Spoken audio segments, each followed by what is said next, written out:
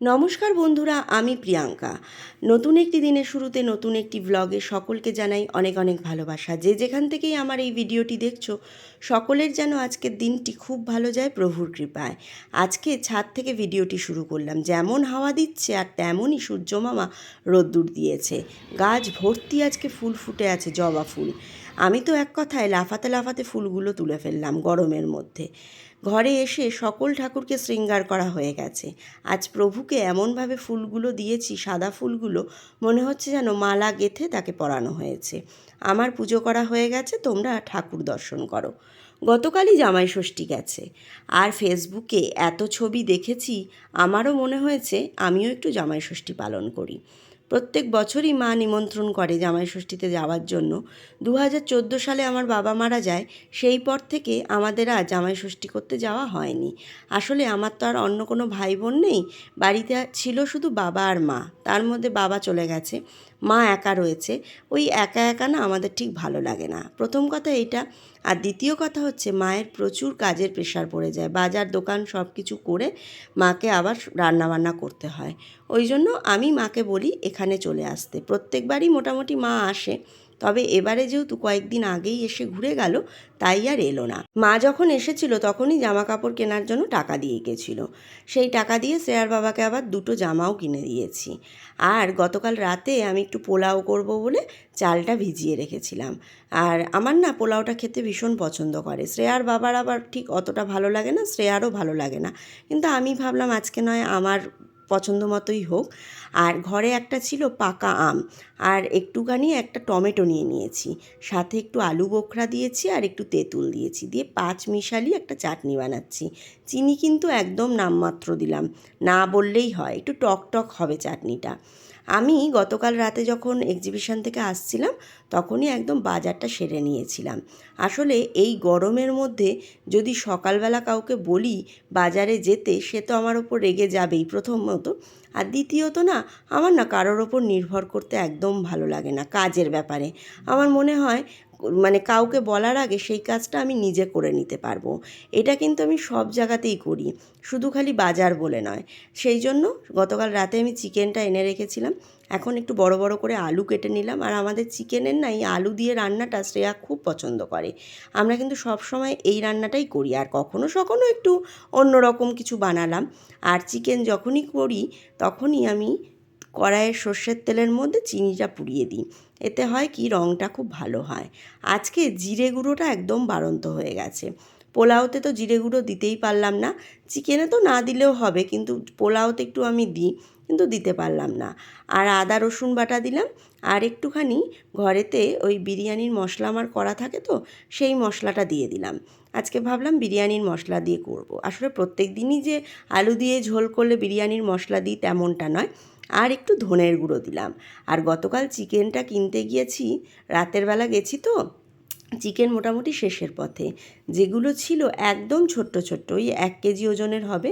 চিকেনের পিসগুলো একদম সেই তন্দুর হয় সেই রকম আর কি, একদম ছোট ছোট। সেটাকে বেশি করা যাবে মানে কষা যাবে না, তাহলেই যাবে আর কি। এমনিতে তো মাংস কম, পুরো একদম ভেঙে।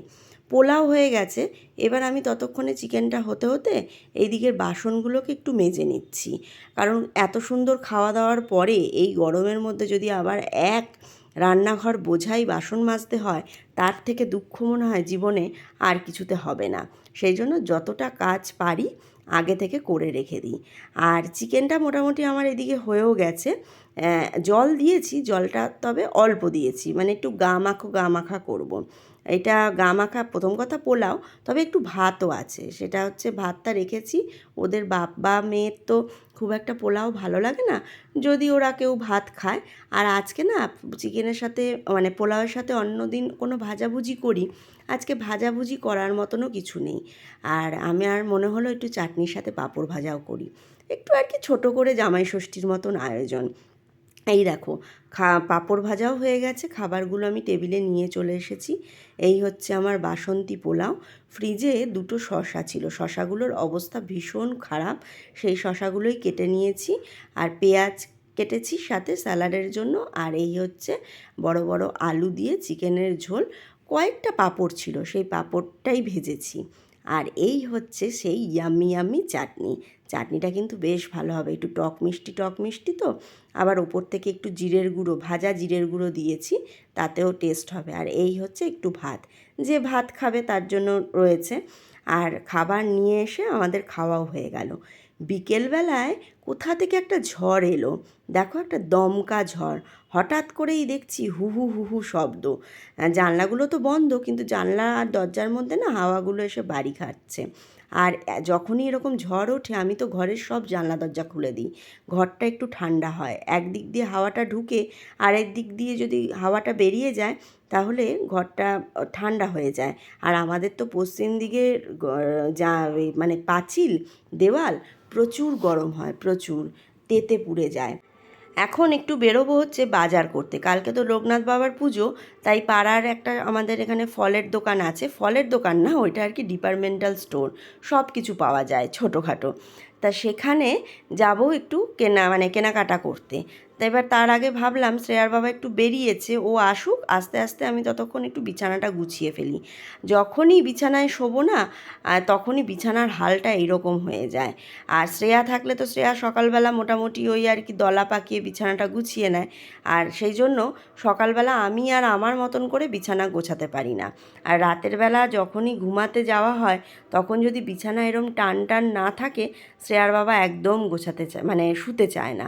আর ওর তো সবসময় ইচ্ছা, পছন্দ রোজই যদি কাঁচা চাদর পাতা হয়, রোজ তো আর সেটা সম্ভব হয় না। তবে ও না ওই টান টান করে পাতা চাদর, আর চাদরের যদি একটু মার দেওয়া থাকে, ওর ওই রকম বিছানায় শুতে ওর খুব ভালো লাগে। সেই জন্য চাদর একটু ন্যাতা হলেই আমি ওটাকে তুলে ফেলি। আর একটুখানি যখন কাচি আমি চেষ্টা করি তার মধ্যে একটু রিভাইভ দিয়ে দেওয়া, তাহলে হালকা একটু মারও থাকে আর চাদরটা টান টান করে ভাঁজ করাও যায়। আজকে সন্ধ্যের পর থেকে আর রান্নাঘরে আসা হয়নি, সব জলের বোতলগুলো খালি। ফ্রিজে তো একটাও জলের বোতল নেই, আর ফ্রিজের জল আমিই খাই, আর আমি খেতে গিয়েই দেখব জল পাওয়া যাচ্ছে না। সেই জন্য আগে জলের বোতলগুলো ভরে নিলাম, আর হাতে দেখলাম একটু সময়ও আছে, তাহলে বাসনগুলো একদম গুছিয়ে ফেলি। আর কয়েকটা চায়ের বাসন ছিল সেগুলো মেজেও ফেললাম। আর আটাটা মেখে যাই, তাহলে এসে আর চাপ থাকবে না, চটপট করে রুটিটা করে নিতে পারবো। আর না হলেই শ্রেয়া প্রচণ্ড রেগে যায়, এত ওর খিদে পেয়ে যায় জিম থেকে আসার পরে, ও আর দাঁড়াতে চায় না। আমার আটাটা মাখা হয়ে গেছে, এবার চলে এসেছি বাজারে। বাজারে এলাম হচ্ছে লিচু কিনবার জন্য, একটু লিচু নেব, ঠাকুরকে দেবো। লিচু কোথায়, লিচু নেই, বলছে সব লিচু নাকি যত না 2.5 কেজি না 3 কেজি লিচু তুলেছিল সব লিচু জামাইরা নিয়ে গেছে। আমি বললাম ঠিক আছে, জামাইরাই খাক, দরকার নেই, লিচু নয় অন্য দিনকেই ঠাকুরকে দেবো। ঘরে এসেছি এত ঘেমেছি, ফ্রিজে জলটা ভাগ্যিস ভরে গেছিলাম, তাই একটু শরীরটা ঠান্ডা করতে পারলাম। এখানে মাংসটা মাইক্রোওভেনে গরম করতে দিয়ে দিলাম, আর এইদিকে চাটুটা বসিয়ে দিয়েছি। আটাটা মেখে গেছিলাম বলে, আর শ্রেয়া দেখছি এসে গেছে, এসে তারও স্বরে চিৎকার করছে। আমার এদিকে রুটি মোটামুটি হয়ে গেছে, করি তো 6টা রুটি, 6টা রুটি করতে কী আর সময় লাগে। আর আগে রুটি করে রাখলে কেউ খাবে না, খেতে বসবে, ওরা বসবে তখন আমাকে রুটিটা বানাতে হবে। সেটাই 6টা রুটি বলেই সম্ভব, যদি এখন অনেক রুটি হতো তাহলে তো হতো না। চলো তাহলে আজকে আসি, টাটা।